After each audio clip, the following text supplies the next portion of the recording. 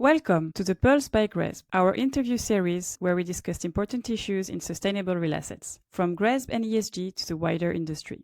Today, I'm your host, Mathilde Petriat, Chief Customer Success Officer of GRESB, and we're going to be talking about what's under the hood at GRESB, specifically in our tech stack. Our tech team is making continuous improvements to our GRESB platform backend technologies to ensure security and a smooth user experience for our members. Today, I am thrilled to be joined by Miguel Ferreira, Head of Engineering at GRESB. Welcome, Miguel. Thank you, Mathilde. Very happy to be here.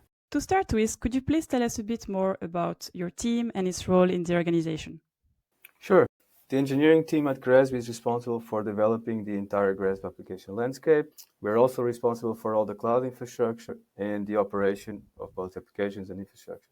That's great. Great to have you in the team. Something that is absolutely fundamental for us at GRESB is to ensure our members' data protection. Could you please explain how our tech structure safeguards all this confidential data?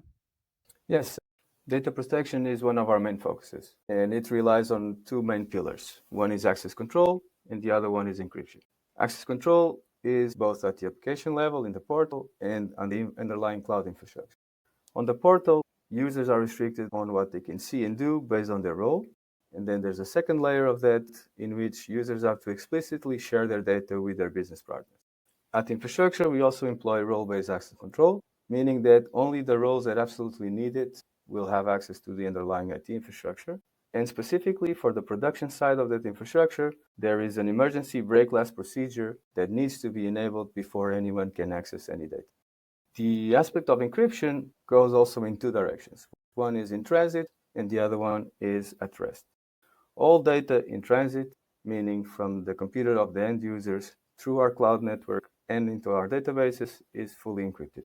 When data reaches the database, it's also stored in encrypted form, meaning that not even our cloud provider can access the data of our clients. That's great to hear. And in an era of more and more cyber attacks, what are you and the team putting in place in terms of security for the GRESB members? Our security posture at GRESB covers several different areas. One of them is the continuous upgrade of our platforms, application frameworks, and application dependencies. We also have a publicly available responsible disclosure program through which security experts throughout the world actively scan us and report their findings to us.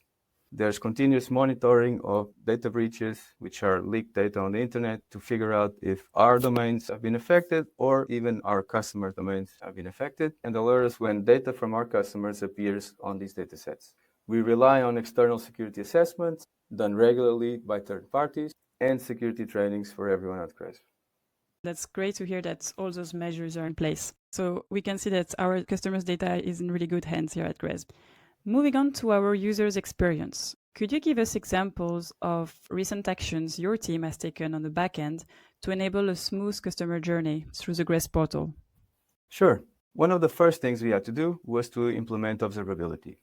Through instrumentation of our applications and infrastructure, we collect telemetry of how it executes. With this platform, we are enabled to understand issues as they happen, sometimes even before our users face them. One of the uses of this data is performance analysis. At GRESB, we have what you can call a seasonal load, meaning that our portal has very different load characteristics during our reporting period compared to the results period and any other period throughout the year. What that means is that certain issues, performance bottlenecks, are only observable in a short period of time throughout the year.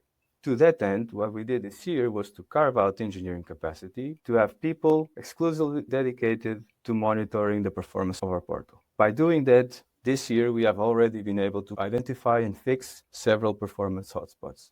One other good example is how we serve reports to our users.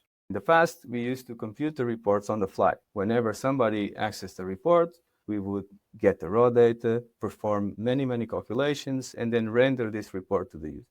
That meant that if 10 users concurrently access the same report, we would be doing the same work 10 times. This is the kind of implementation that a small team starts with when they have very little capacity and very little data.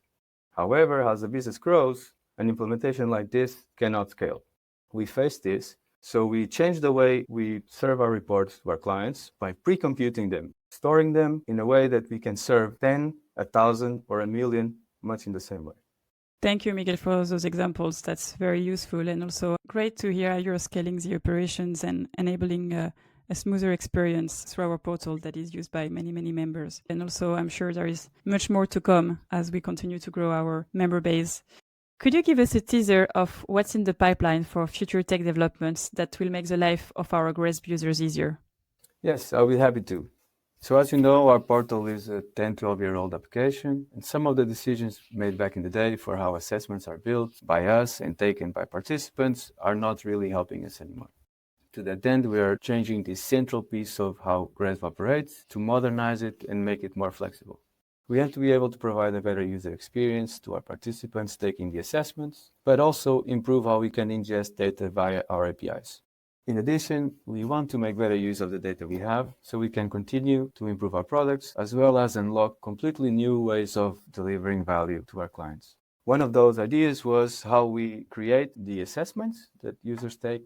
How do we set up the pointing system behind it that then feeds into all the calculations and the benchmarking that our data science team does to produce the benchmark results and ultimately the reports. So last October, we decided to embark on a project that will be a year and a half, maybe 2 years long, where we're going to refactor this central piece of software that enables us to create the surveys, the assessments, and then the pointing system. The refactoring of the system is something that we spent 6 months working on just to de-risk the integration with the rest of the landscape of the GRESB applications. And after those 6 months of research, we decided that we will build 4 new applications, each of them with their own concerns, where we can focus on delivering the best value to our clients. One of the areas that he's going to touch is, of course, the service, how we build the service and also how our users experience taking the service. The next step will be the way we build scoring models. For example, at this moment, most of the data that GRESB acquires is through surveys, but who knows where it's going to come next from? So we want to have a way to score data and do the kind of benchmarking calculations that people are used to having from us, from potentially multiple data sources. And the last aspect is documentation. Today, there's a very big reference guide website that our participants need to consult. We are thinking that maybe we should also have a website like that, a little bit more modern, but also have more help for the people taking the surveys in the survey itself. So these are all very long-term plans that we have started to work in 2023, and we hope 2025 will be the year that we will release them to our clients. Nice. Thank you very much, Miguel. And with that, that's about all the time we have for today's episode of The Pulse. Thank you, Miguel, for taking the time to join me and sharing your insights. We are constantly developing new content and we'd love to hear from you on topics you would wish us to bring in future episodes. Leave a comment or get in touch with us at info@gresb.com. I've been your host, Mathilde Petriat. See you next time on The Pulse by GRESB.